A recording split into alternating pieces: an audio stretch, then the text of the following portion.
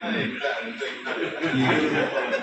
కార్యక్రమానికి అధ్యక్షత వహించిన మండల కన్వీనర్ మణికంఠ నాయక్ గారికి, ఎంపీపీ అమరా గారికి,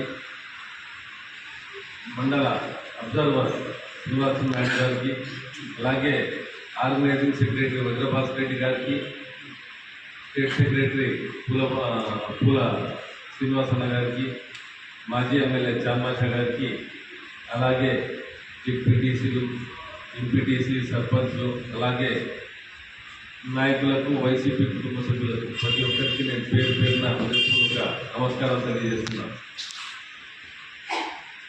రచ్చబండ కార్యక్రమం చేయడం, దాంట్లో కూర్చొని అందరూ కన్సెంట్ తీసుకొని ప్రతి ఒక్కరి సమ్మతంతో కమిటీలు అలాగే అనుబంధ విభాగాలు కూడా వేయడం, ఇదే దీని ముఖ్య ఉద్దేశం. కాబట్టి ఇప్పటివరకు కొన్ని పంచాయతీలు మేము రచ్చబండ చేయడం జరిగింది. నేను కానీ ఆ రచ్చబండ కార్యక్రమంలో హాజరైనాను.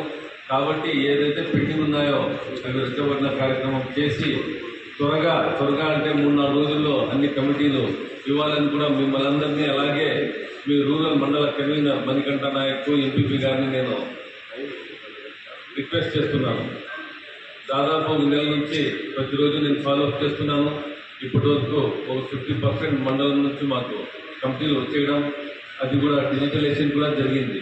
కాబట్టి ఏదైతే పెండింగ్ ఉన్నాయో దయచేసి మీరందరూ మీ కన్వీనర్తో చర్చించి త్వరగా రచ్చబండ కార్యక్రమాన్ని 1 గంట కేటాయిస్తే ఒక రచ్చబండ అంటే ప్రతి ఒక్కరు వాళ్ళ పంచాయతీలో తీసుకుంటే 3 రోజుల్లో రచ్చబండ కార్యక్రమం అయిపోతుంది. కమిటీలు వేసేస్తారు. రచ్చబండ కార్యక్రమంలోనే ఎవరైతే వస్తారో వాళ్ళు వచ్చేటప్పుడు వాళ్ళ ఐడి అంటే ఆధార్ కానీ ఫోటోగ్రాఫ్ కానీ తీసుకొని వస్తే ఇమ్మీడియట్గా అక్కడే మేము ప్రొడ్యూస్ చేసుకుంటాం. ఇక్కడ కన్వీనర్ గారికి మీరు అప్పచెప్తే కన్వీనర్ ఇక్కడ ఇస్తారు. మేము డిజిటలైజేషన్ చేసేసి హైకమాండ్కి కూడా మేము తెలియజేస్తామని ఈ సందర్భంగా మిమ్మల్ని నేను తెలియజేస్తున్నాం.